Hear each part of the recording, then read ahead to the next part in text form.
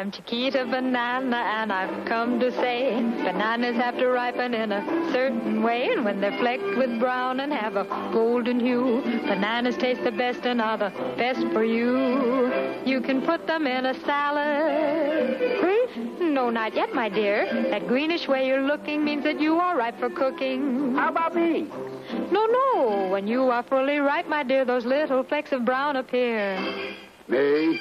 You're most digestible, my friend. Delicious, too, from end to end. You can put them in a pie, any way you want to eat them. It's impossible to beat them. But bananas like the climate of the very, very tropical equator. So you should never put bananas in the refrigerator. Bananas are a solid food that doctors now include in baby's diet. And since they are so good for baby, I think we all should try it. Oh! See.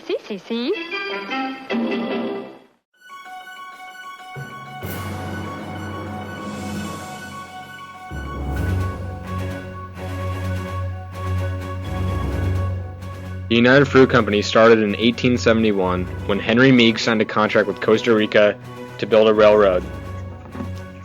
Meigs did this with his nephew Keith Copper, who took over after Meigs died, realizing that the railroad company could be used to transport fruit. Keith started planting fruits such as bananas as a cheap source of food for his workers.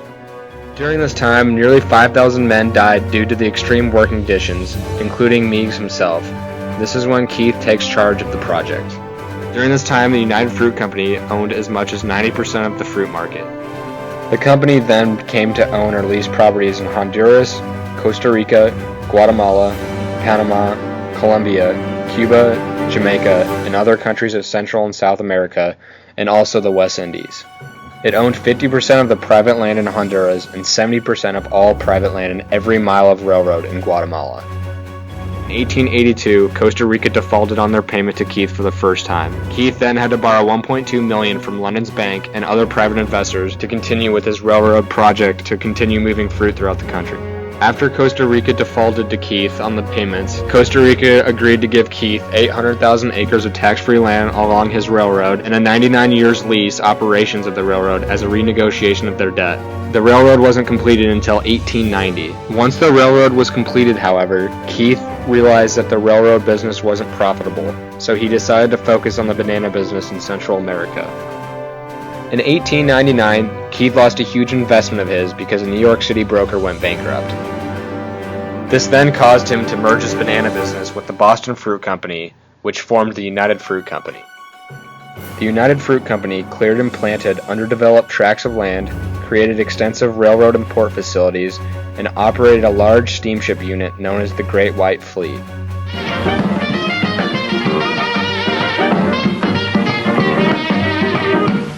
I bring a song about bananas. I sing it low, I sing it high, yeah, make it hit with Americanos. Sing a song about bananas. Bananas can be eaten at any time and served at any meal. It is called El Popo because it owns vast tracts of land all across Latin America. Its tentacles stretch into every presidential palace. And in this region, presidents are military dictators. Sam Zemere, the banana man, is at the helm of United Fruit. He got his start in the banana business by personally financing the overthrow of the president of Honduras in 1924. December 6, 1928 is a day that will live on in infamy as a day called the Banana Massacre. Workers had been wanting improving work conditions for the past 10 years. They finally had enough and decided to go on strike for better working conditions, such as working a 6-day work week for 8-hour days. They wanted medical insurance benefits and to not be paid in scripts or credit at company stores. The Fruit Company had a lot of say in the Colombian government, though, because they owned a lot of land. So the United Fruit Company used their sway to have the Colombian army come in and take out a lot of strikers with mounted machine guns. The strike was getting so bad, the American The U.S. actually sent an American ship to the area, but a U.S. ambassador said that it was only a non-military ship. By 1930, the company had become the largest employer in Central America by absorbing more than 20 rival firms, acquiring amounts of capital exceeding $215 million, and becoming the largest employer in Central America. For the years 1931 to 1944, a new dictator in Colombia was dictator Jorge Ubico. The United Fruit Company owned 42% of the land in Guatemala. They didn't have to pay taxes on the land or participate on import duties. But even after the dictator fell out of power, they still monopolized production and exportation of bananas. They owned Guatemala's telephone and telegraph system and a majority of the railroad track. Guatemala was a country where the previous military rulers had practically handed the country over to the United Fruit Company. They were in their pocket. Ella dictaba. He was a dictator from an economic point of view. Factores económicos. United Fruit had a final word about many things. After a while, the Guatemalan government began to actually compete with the United Fruit Company in the banana industry because they believed that the United Fruit Company owned too much land and had too much control within the country. In the spring of 1951, United Fruit is suddenly confronted with an ominous threat. His name, Jacobo Arbenz. He is the newly elected president of Guatemala. Arbenz is swept to power on a promise to give land to peasants, to the Mayan Indians who farm the country's plantations. In 1954, President of Guatemala, Jacobo Arbenz Guzman, came up with a new labor code which would take away 40% of the United Fruit Company's land. The United Fruit Company is furious. Tom Corcoran is the fruit company's hired gun. On the Hill, he's Tommy the Cork, a Washington insider who can open any door. Cork tries to persuade those in power that a threat to its banana plantations is a threat to national security. United Fruit did whatever it could to link the agrarian reform to a communist danger. And in the 1953, 1954, it had a pretty receptive audience. Cork's audience is receptive for other reasons, too. John Foster Dulles and his brother Alan Dulles have both done legal work for United Fruit. The Assistant Secretary of State for Inter-American Affairs, John Moores Cabot, owns stock in United Fruit. His brother Thomas was president of the company in 1948. And the American ambassador to the United Nations, Henry Cabot Lodge, also has money riding on United Fruit. The Fruit Company didn't want to lose their territory, so they convinced the United States that Guatemala was communist.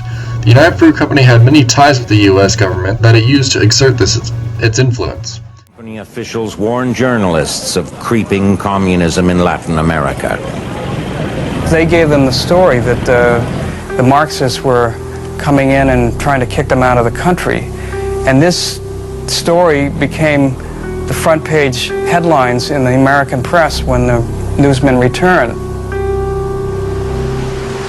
With the public, the opinion makers, and the politicians on their side, the Dulles brothers begin planning the overthrow of Jacobo Arbenz. For John Foster Dulles, Arbenz's removal becomes a personal crusade.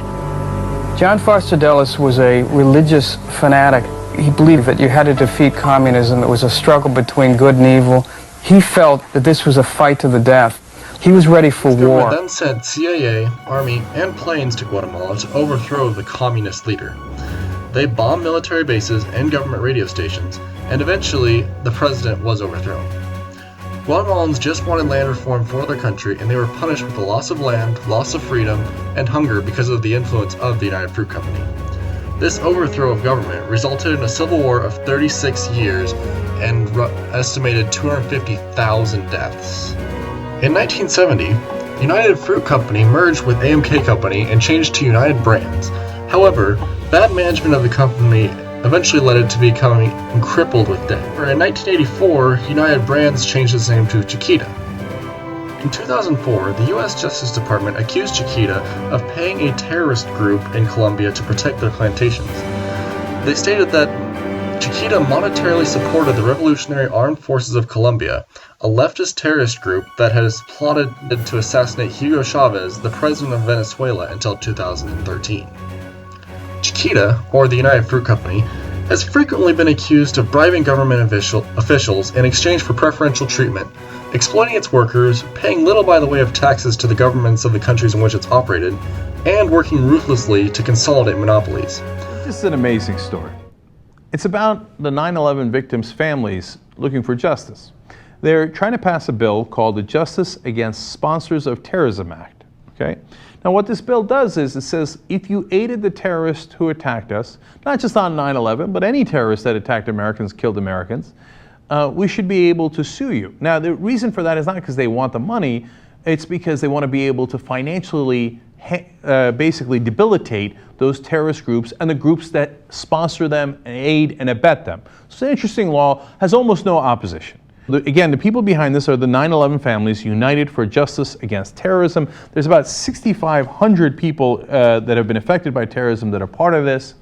So who are the people who are blocking this bill? Chiquita Bananas. What in the world? Now, why are they blocking it, right? Well, I'll get to that in a second. First, let me tell you how they're blocking it. Chiquita spent on lobbyists from Covington and Burling, which is a law firm you often hear about. Eric Holder used to work there. He's our Attorney General now. Lanny Brewer used to work there. He was the head of the Criminal Enforcement Division in the Justice Department. He now works there again at a higher salary and a higher position. They gave $450,000 to that law firm for lobbying to make sure this specific bill does not pass. Great. Among other things that they work on, Chiquita spent lobbying against, again, specifically JASTA, this bill, $780,000 over the past year and a half. According to WallStreetDaily.com, if the law passed, it could have been extremely damaging for Chiquita, which had already admitted to pay off a terrorist organization for nearly a decade. That means that the company could become a free game for victims looking to file a lawsuit. In March 2007, Chiquita admitted that it made payments from 1997 to 2004 to the United Self-Defense Forces of Colombia, known by its acronym in Spanish, AUC, a paramilitary organization that the U.S. government had designated a terrorist group. Chiquita settled a criminal complaint by the U.S. government at that time and agreed to pay a $25 million fine. They say, oh man, we operate in Colombia, and Colombia was actually their most important and profitable subsidiary. And these terrorists were operating in Colombia. They made us do it. Sure they did. In reality, these banana companies have had huge influence in Central America for a long time. We, the United States of America, organized several coups on behalf of banana companies. That's where the term Banana Republic comes from.